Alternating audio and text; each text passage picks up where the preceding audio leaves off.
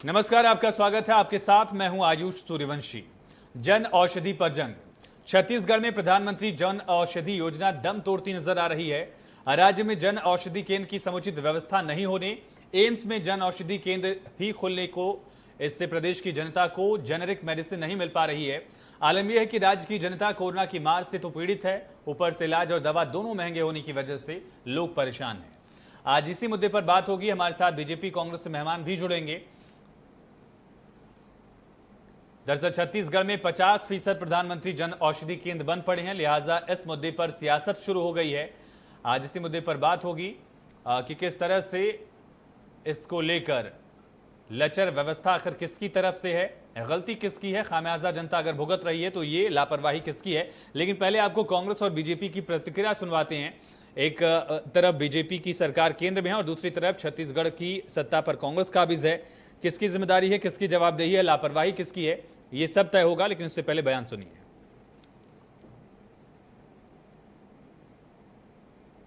Corona जैसी महामारी के दौर में एम्स केंद्र सरकार द्वारा संचालित होती है। रायपुर एम्स में आज तक जन औषधि केंद्र नहीं है।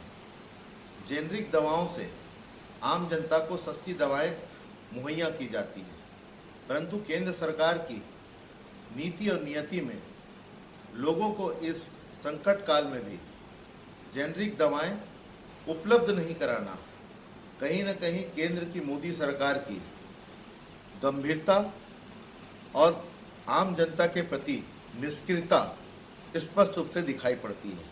सबको मालूम है मोदी जी बहुत सारी योजनाएं जनता के लिए बना रहे हैं, पूरे देश में लोग उसका लाभ ले रहे हैं। लेकिन छत्तीसगढ़ ऐसे राज्यों में हो गया है जहां केंद्र की योजनाओं का लाभ जनता को न मिले, इसके लिए राज्य सरकार प्रयास करती है।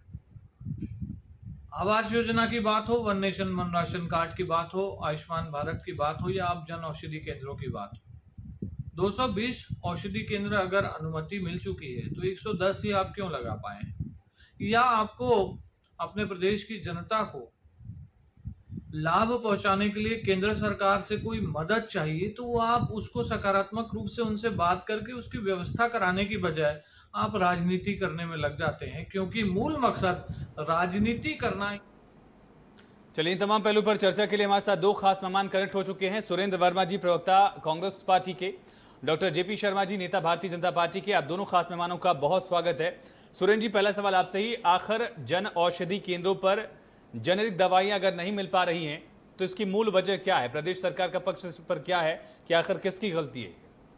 आयुष जी, पूरी तरह से जिस प्रकार से देश की जनता और छत्तीसगढ़ की जनता विगत 7 वर्षों से देख रही है कि मोदी सरकार की जितनी भी योजनाएं लागू की जाती है वो केवल और केवल प्रचार के लिए, ये झूठी वाहवाही लूटने के लिए इस प्रकार के कदम उठाती है और अपना पीठ थपथपाने के लिए दुष्प्रचार करती है। मूल समस्या जो है जन औषधि केंद्र खोले जाने के पीछे जो उद्देश्य जो बताया गया, जो सपने दिखाए गए लोगों को कि जो दवाएं कम कीमतों पे मिलेगी, निश्चित रूप से एक अच्छी परिकल्पना है, इसको अमल में लाना चाहिए। लेकिन मोदी सरकार की नीयत और नीति दोनों ही संदिग्ध है और लगातार हमने देखा कि किस प्रकार से पूंजीपति चंद दवा कंपनियों को फायदा पहुंचाने के लिए पहले 300 से अधिक वो दवाएं जो लिस्टेड थी, जिस पर की सरकार का नियंत्रण था मूल्य वृद्धि में, जो शुगर, बीपी और जनरल एंटीबायोटिक होते थे, उन पर मूल्य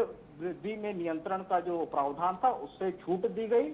और उसके बाद लगातार हमने देखा इसके संदर्भ में जो जन औषधि केंद्र के राज्य समन्वयक है, उन्होंने भी बड़े स्पष्ट रूप से कहा, ये नई दुनिया की खबर है आयुष जी, 18 जून को प्रकाशित हुआ था, जिसमें उनका वर्जन जो आया था, उन्होंने स्पष्ट रूप से कहा कि जो 700 दवाओं की सप्लाई होनी थी वो लगातार बाधित है। वो केवल छत्तीसगढ़ नहीं, पूरे देश में लगभग यही हालत है। 400 तरह की दवाएं तो एक बार भी उपलब्ध नहीं कराई गई और लगातार डिमांड केंद्र को भेजते रहे और उसके बावजूद दवाओं की सप्लाई बाधित रही। और सरकार की जो मंशा है वो सस्ते में दवा उपलब्ध कराने की बिल्कुल नहीं है और इसी कारण से जो प्रॉफिट मार्जिन कंट्रोल के लिए जो नियम थे उस पर भी छूट दिया गया। और विगत 18 महीने में हम फार्मास्यूटिकल कंपनियों के शेयर देखें तो 50 रुपए के शेयर 500 तक पहुंचे हैं। जो वास्तविक उनका जो नेटवर्थ है वो अगर हम वास्तविकता से कैलकुलेट करें तो बहुत ज्यादा है। तो ठीक है। लगातार जो ठीक दवा है। कंपनियों के मुनाफे पर केंद्रित छूट जो है मोदी सरकार के द्वारा दी जाती रही, और इस प्रकार के जो कदम है ये केवल दिखावे की योजना साबित हुई है पूरे देश में। ये ठीक है। परिकल्पना तो कही गई मोदी सरकार के द्वारा कि जेनरिक दवाओं के ठीक है। माध्यम से आपको कम कीमत में दवाएं मिलेगी, लेकिन उसकी असलियत ये है ठीक है। कि कंपनियों के चलिए ठीक है सुरेंद्र जी, मैं लौटता हूं आपके पास। डॉक्टर जेपी, मेरा सवाल आखिर आपसे है, जब कांग्रेस पार्टी ये कह रही है कि दवाइयों की आपूर्ति ही नहीं हो रही है, योजना बहुत सराहनीय थी, इसमें कोई दो राय नहीं है, कांग्रेस भी इससे सहमत होगी कि जो कोशिश की जा रही थी वो गरीब तबके के लिए बेहद अच्छी थी, क्योंकि कई सारी ऐसी दवाएं होती हैं जिसको हर कोई अफोर्ड नहीं कर सकता है, और जेनरिक दवाएं अगर इस तरह से आम लोगों को उपलब्ध कराई जा रही थी तो कोशिश सराहनीय थी, इसमें कोई गुंजाइश नहीं होनी चाहिए। लेकिन जो बड़ा सवाल है कि कोशिश कामयाब क्यों नहीं हो रही है? अगर इस कोरोना काल में भी जब दवाइयों की जरूरत लोगों को सबसे ज्यादा थी, उस कोरोना काल में भी दवाइयों की आपूर्ति न होने की वजह से केंद्र बंद है, जन औषधि केंद्रों में दवाइयां नहीं मिल पा रही हैं, तो आखिर इसमें गलती किसकी है? हमारे कांग्रेस के प्रवक्ता जो पिछले मोदी जी के 7 साल की सरकार की गिरा रहे थे, मैं तो 2.5 साल की सरकार की बात करता हूँ छत्तीसगढ़ में। सबसे पहले जो है आयुष्मान योजना को बंद करने का काम किसने किया? छत्तीसगढ़ की सरकार ने बंद करने का काम किया। वो जो है एक स्मार्ट कार्ड को बंद करने का काम किसने किया? छत्तीसगढ़ की सरकार ने काम किया। यहाँ के स्वास्थ्य मंत्री गए थे एक यूनिवर्सल हेल्थ योजना लाने के लिए, बैंकॉक गए थे, बैंकॉक से लेके आए, वो चालू ही नहीं हुआ। क्या पता क्या लेके आए वहां से। दूसरी बात यह है, मैं आपको बताना चाहता हूँ कि पूरे स्वास्थ्य की दृष्टिकोण से छत्तीसगढ़ की जनता जो है त्राहिमाम की स्थिति में है। मैं आपको बता दे रहा हूँ ना, आज कहीं इलाज हो रहा है, न कहीं उनकी कोई देख रेख करने वाला है, न सरकार उनको पूछने वाली है गरीब लोगों की। दूसरी बात मैं बताना चाहता हूँ, 2015 में माननीय मोदी जी ने जो है इस योजना को लाया, और इसमें जो है सस्ती दवाएं आम पब्लिक तक पहुंच सके, आम जनता तक पहुंच सके, इसलिए इस योजना को लाए। मैं थोड़ा सा उसके पहले आपको थोड़ा सा बता देना चाहता हूं कि एक एथिकल होता है, दूसरा होता है ब्रांडेड जेनरिक होता है, तीसरा होता है जेनरिक। तो एक जो एथिकल होता है, यदि वो 100 रुपया की है, और जो ब्रांडेड जेनरिक है उसमें जो है 60% का डिस्काउंट होता है, और जो जेनरिक होता है उससे में जो है जेपी जी, मैंने तो कहा ही कि कोशिश इतनी सराहनीय थी कि इसमें शायद ही कांग्रेस भी सवाल उठा पाए इस कोशिश में, लेकिन इसका अंजाम क्या हुआ, सवाल ये है। मैं आ रहा हूँ उसी पे आ रहा हूँ। ये जो और दूसरा जो है जो जेनरिक होता है उसमें 80% डिस्काउंट होता है। तो ये जो सस्ती दवाएं देने का जो प्रारंभ किया हमारे माननीय मोदी जी ने जो है इस योजना के माध्यम से स्टार्ट किया, 2015 में चालू किया, और आप 220 जन औषधि केंद्र छत्तीसगढ़ में खुलने की अनुमति हुई। हमारी सरकार जबकि यहाँ पर 150 के ऊपर जो है जन औषधि केंद्र थे और सभी जगह खुले। इसमें जो है कुछ प्राइवेट सेक्टर से लेके जिला अस्पताल, सामुदायिक स्वास्थ्य केंद्र और छोटे छोटे गांव में भी इस योजना को चालू करने का जो उन्होंने प्लानिंग किया था, और उसमें चालू भी हुआ। लेकिन जो इसमें स्थान प्रोवाइड करने का और इंफ्रास्ट्रक्चर प्रोवाइड करने का काम जो है राज्य सरकार की होती है। आज के समय में जो बंद होने का और नहीं चलने का कारण मैं आपको बता दे रहा हूं कि जहां पर पहले जो है हमारी छत्तीसगढ़ की भारतीय जनता पार्टी सरकार ने अस्पताल के जो बाजू में अच्छी जगह में जहां पे खोले थे, उस जगह को चेंज करके जहां स्टोर रूम है, दड़बे जैसी जगह है, वहां पे जन औषधि केंद्र चालू कर दिए हैं। और जो यहाँ की छत्तीसगढ़ से ठीक है जेपी जी, मैं सुरेंद्र जी के पास जाऊं उससे पहले छोटा सा जो सवाल है, ठीक है, जगह को लेकर सवाल है, जो अधिकारी कर्मचारी नियुक्त करने थे, जिनको जिम्मेदारी देनी थी, उसको लेकर भी सवाल है, उस पर भी मैं सुरेंद्र जी के पास जाऊंगा। लेकिन जो बड़ा सवाल है, क्या दवाइयों की आपूर्ति हो रही है? केंद्र सरकार दवाइयां और राशि प्रोवाइड कर रही है पूरी अपने अंशदान का हिस्सा? अच्छा, पिछले महीने कुछ दवाइयों की डिमांड अचानक से, शायद वो कोरोना भी, कोविड भी हो सकता है, कुछ दवाओं की डिमांड जो है अचानक से बढ़ी थी। हेलो, आवाज? जी, हाँ, आपकी आवाज आ रही, जेपी जी बोलिए। जी, पिछले महीने मैंने यहाँ के जो जन औषधि केंद्र का जो संचालक है अनिल जी, उनसे मैंने बात किया। उनका कहना है कि 2 महीने पहले तक सभी दवाएं रेगुलर जिस हिसाब से डिमांड थी उस हिसाब से आपूर्ति हो रही थी, लेकिन ठीक है, पिछले ठीक है, महीने हाँ। कुछ दवाएं जो है एक्स्ट्रा जो है एकदम से डिमांड आई, इस कारण से हम जो है उसको चलिए वो समझा जा नहीं सकता है, कर डिमांड पाए सप्लाई डिमांड के की हिसाब बात से। हो सकती है वहां पर, ठीक है। लेकिन सुरेंद्र जी, जो बड़ा सवाल उठ रहा है कि क्या उस तरह से जगह आप लोगों की तरफ से अकोमोडेट की गई जन औषधि केंद्रों के लिए? अधिकारियों और कर्मचारियों की नियुक्ति को लेकर भी सवाल उठ रहे हैं कि कहीं पर जो लोग वहां पर जिम्मेदारी तय करनी चाहिए थी जिनकी, वो लोग वहां पर मौजूद थे ही नहीं, उनकी नियुक्ति भी नहीं की गई। और अगर करीब 50% जन औषधि केंद्र बंद हो जाते हैं तो इसको लेकर आप लोगों ने कितनी कोशिश की? क्या इसके पीछे ऐसी वजह तो नहीं है कि जो सियासी लड़ाई प्रदेश और केंद्र के बीच लगातार दिखती रही है वो जन औषधि के मसले पर भी पहुंच चुकी है? आयु जी, हम व्यवहारिक चर्चा करें, मूल कारण जो इस पूरे योजना के फेलवर का है, वो एकमात्र इसका कारण है दवाओं की सप्लाई जो बाधित की गई है। इस प्रकार से जो आरोप लगा रहे हैं भारतीय जनता पार्टी का आरोप पूरी तरह से बेबुनियाद है और झूठा है। जिस प्रकार से ये कह रहे हैं जो औषधि केंद्र संचालित हैं, वो सबसे ज्यादा शिकायत जो आई थी वो एम्स में जो जन औषधि केंद्र खोले गए थे, वहां पर दवाओं की उपलब्धता के लिए सबसे पहले और सबसे ज्यादा शिकायतें आई। एम्स का परिसर भी केंद्र का है और वहाँ जो संचालित दवा जन औषधि केंद्र है वो भी केंद्र के द्वारा संचालित है। लगातार राज्य सरकार को की जो दायित्व था, जो संसाधन और सुविधाएं और स्थान प्रोवाइड करने का था, उसमें कहीं कोई कमी नहीं है और उसमें सरकार लगातार सतत रूप से, और हमारे द्वारा ये जो मैं फिर से जिक्र करना चाहूंगा, जो राज्य समन्वयक है वो हाल ही में 18 तारीख को केंद्र को फिर लिखे और उन्होंने अपने वचन में साफ कहा कि हम लगातार केंद्र सरकार को डिमांड भेजते रहे कि कौन कौन सी दवाइयां आवश्यक है, कौन कौन सी दवाएं जरूरत है। 400 तरह की दवाएं तो एक बार भी सप्लाई नहीं की गई। आयुष जी, जहां तक ड्रग कंट्रोल और पेटेंट एक्ट है पूरी तरह से केंद्र के अधीन है। ड्रग निर्माता जो कंपनी है उनके लिए ये कंपल्सन भी था कि आप इतनी मात्रा में जेनरिक दवाई जो है, जो फार्मूले से बिकती है, जो कम कीमत पे बिकती है, वो अनिवार्य रूप से आप उत्पादित करें और बेचें। उस लिमिटेशन को हटाने का काम मोदी सरकार ने किया। दवा कंपनियों को जो प्रॉफिट में कंट्रोल किया जाता था, डीपीसीयू के द्वारा नियंत्रण था, उसको हटाने का काम, उससे छूट देने का काम, 300 से अधिक दवाओं को उस सूची से बाहर करने का काम मोदी सरकार ने किया। और मूल बात, जो बीबीपीआई है, bureau of pharma public sector company जो है, जो सप्लाई करती है, जो इसको लेकर अगर सुरेंद्र जी दवाइयां उपलब्ध नहीं कराई जा रही थी तो आप लोगों ने बातचीत की कितनी कोशिश की? अगर बारदाना नहीं मिलता है तो बातचीत की कोशिश होती है, मांग की जाती है। इसको लेकर कितना लेटर लिखा गया, कितनी बार मांग रखी गई केंद्र के सामने? राज्य सरकार की पहली प्राथमिकता जनता की शिक्षा, जनता का स्वास्थ्य है। विगत 2.5 साल में 240% हेल्थ इंफ्रास्ट्रक्चर बढ़ा है, 1900 से अधिक वेलनेस सेंटर बढ़े नहीं, हैं। ठीक है सुरेंद्र जी, वो बात ठीक है, मैं उससे खारिज नहीं कर रहा सुरेंद्र जी। आयुष जी, 15 सेकंड दीजिएगा।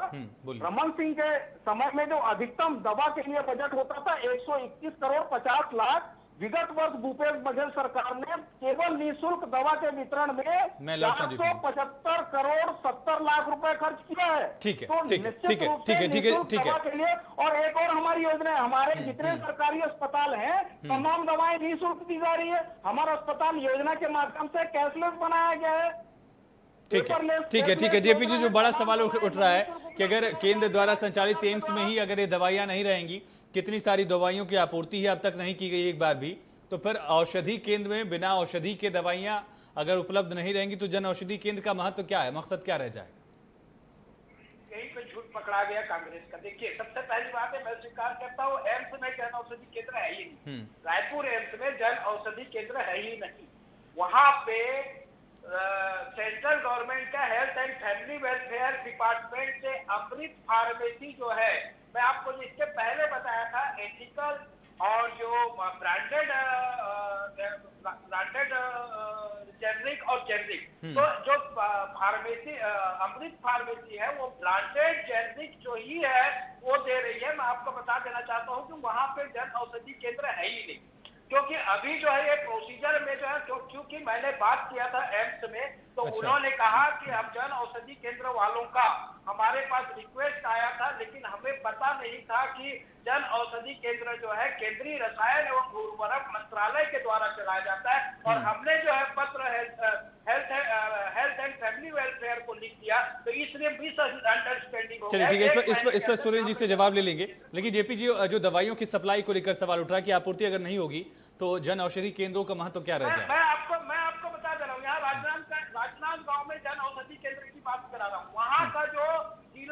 अस्पताल है वो लोकल परचेसिंग में जन औषधि केंद्र से दवाइयां खरीद करके उसका पैसा भी पेमेंट नहीं किए जन औषधि केंद्र को, और जन औषधि केंद्र को जब यहाँ से ऑर्डर गया है तो वहां से कि आपका पेमेंट नहीं हुआ है इसलिए नहीं दिया जा सकता। ये बातें आ रही हैं कि लोकल परचेसिंग में जन औषधि केंद्र से खरीद रहे हैं, उसका पेमेंट नहीं कर रहे, जन औषधि केंद्र कहां से संचालित करेगा। दूसरी बात यह है कि केंद्र सरकार का दिशा निर्देश है कि सभी राज्य सरकार, यहाँ का डीजीएमएससी को भी दिशा निर्देश है कि जितनी भी दवाइयां हैं ज्यादा अधिक से अधिक जो है जन औषधि केंद्र से खरीदा जाए, लेकिन आज तक एक भी दवाई जो है डीजीएमएससी के द्वारा जन औषधि केंद्र से नहीं खरीदा गया है। और जो हमारे सुरेंद्र जी लौटता बोल रहे हैं डीजीएमएससी का बजट इतना बड़ा है, आज के रायपुर के पेज पे छत्तीसगढ़ के सभी पेपर के हेडलाइंस है कि पिछले 2 साल से किसी भी प्रकार की कोई भी दवाइयां खरीदी नहीं गई है डीजीएमएससी से। ये आज पढ़ ले, आपके पास भी पहुंचता होगा, ऑनलाइन मिल जाएगा। ठीक है सुरेंद्र जी, ठीक है सुरेंद्र जी, ठीक है झूठ बोल के चलाने का है, बाकी दूसरा कुछ नहीं। सुरेंद्र जी, आयुष जी, झूठ, भ्रम और गलत बयानी भारतीय जनता पार्टी का राजनीतिक चरित्र बन चुका है। फिर से कहूंगा, स्वयं भी डॉक्टर हैं जेपी शर्मा जी, ये नोट कर ले, 131 करोड़ 50 लाख का बजट हुआ करता था अधिकतम कमल सिंह के समय। नहीं उनका कहना है कि दवाई खरीदी ही है कि बजट का क्या हुआ? आप बताइए एम्स में है क्या? आयुष जी, आयुष जी, आपने अभी बोला एम्स में है। सुन लीजिए शर्मा जी, ये रायपुर जिले का है, ये पढ़ लीजिए, ये 22 तारीख का लेटर है रायपुर जिले में 14। सुन लीजिए, साहस रखिए जेपी जी, 14 जन औषधि केंद्र थे, उसमें से 5 बंद किए गए। क्यों बंद किए गए? हमार सरकार, हमारे अस्पताल योजना के अंतर्गत सभी दवाइयां, मैं आपको नाम बताता हूँ, प्राथमिक सामुदायिक स्वास्थ्य केंद्र गुड़ियारी, बनपुरी, भाटागांव और सिविल अस्पताल माना, निःशुल्क सभी दवाइयां राज्य सरकार के द्वारा दी जा रही है। राज्य सरकार की परचेज कमेटी के द्वारा जो दवाई खरीदी जा रही है, पिछले साल जो 475 करोड़ 70 लाख की थी, वो दवाइयां राज्य के जो हितग्राही हैं, राज्य के जो मरीज है जो अस्पतालों में आ रहे हैं, उनको निःशुल्क दिया जा रहा है। मूल बात जो मोदी सरकार की नीति है, मोदी सरकार की कोई भी योजना पारदर्शी नहीं है।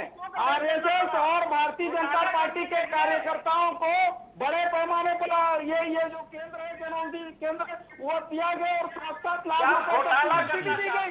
तो ये संगठित भ्रष्टाचार है।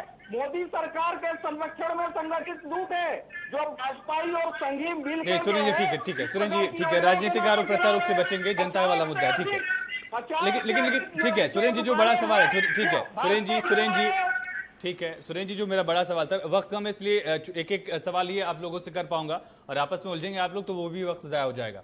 सुरेंद्र जी, अगर दवाइयां नहीं मिल रही थी तो क्या उसके लिए डिमांड किया गया? जिस तरह से मैं कह रहा हूँ बारदाने को लेकर आप लोग लेटर लिखते हैं, इसको लेकर लेटर लिखा गया, केंद्रीय मंत्री से इस बात को लेकर क्या संपर्क साधने की कोशिश की गई? आप लोगों ने अपने एंड पर कितना प्रयास किया? लगातार केंद्रीय स्वास्थ्य मंत्री डॉक्टर हर्षवर्धन जी से बात की गई, लगातार हमारे स्वास्थ्य मंत्री ने भी बात किया, मुख्यमंत्री जी ने बात रखी। ये एक योजना नहीं है, वन राशन कार्ड में छत्तीसगढ़ शामिल नहीं है, श्रमिक कल्याण रोजगार योजना में छत्तीसगढ़ शामिल नहीं। लगातार छत्तीसगढ़ की उपेक्षा केंद्र की मोदी सरकार करती रही। राज्य के आर्थिक हितों के खिलाफ जीएसटी के पास का पैसा रोका गया, राज्य के आर्थिक हितों के खिलाफ आज तक उनकी राशि 1 रुपए नहीं दिया गया। ठीक है, आखिरी 40 सेकंड है, ठीक है डॉक्टर जेपी, ये कहा जा रहा है कि राजनीतिक विद्वेष की भावना की वजह से जिस तरह से बाकी जगहों पर ये दिखाया जाता है, इसी वजह से इसको लेकर दवाइयों की आपूर्ति नहीं की जा रही। आयुष जी, मानसिकता है, देखिए मैं तो बोल रहा हूँ ना, मानसिकता है, क्योंकि मोदी जी ने लॉन्च किया है इसलिए उनका नाम ना हो। ये जो है ऊपर से जो दिशा निर्देश होता है उसी का पालन। वैक्सीनेशन पे अड़ेगा, फिर जब मोदी जी का फोटो था, मोदी जी का फोटो हटा दिया गया। वन राशन वन कार्ड क्यों बोल रहे हैं? यहाँ मुख्यमंत्री का फोटो लगता है। इनकी नियत में खोट है, सुनने की हिम्मत रखिए, सुनने की हिम्मत रखिए। चलिए ठीक है, लोग अपनी जमीन योजना चालू नहीं होने के कारण गरीब जनता जमीन बेच के इलाज कर रही है, करा रही है। चलिए, बहुत शुक्रिया डॉक्टर जेपी शर्मा जी आपका, सुरेंद्र वर्मा जी आपका इस चर्चा में जुड़ने के लिए। लेकिन एक बार फिर एक केंद्रीय योजना के मुद्दे को लेकर प्रदेश सरकार वर्सेस केंद्र सरकार की लड़ाई दिख रही है, लेकिन जनता के हितों को लेकर अगर दोनों ही पार्टियां यानी कि केंद्र की सरकार और प्रदेश की सरकार आपसी समन्वय से इस चीज को और बेहतर कर सके तो बेहतर होता, क्योंकि कोरोना काल में दवाइयों का जो डिमांड था वो बहुत ज्यादा बढ़ गया था और उस काल में भी अगर गरीब तबकों को दवाइयां सस्ती मिलती तो एक बेहतर कदम होता, जिससे दोनों ही सरकारें चूक गई कहीं न कहीं। अब जन औषधि केंद्रों को लेकर कितना सुधार किया जाता है, ये भी फिलहाल देखना होगा। चर्चा में इतना ही, खबरें लगातार जारी हैं, बने रहिए।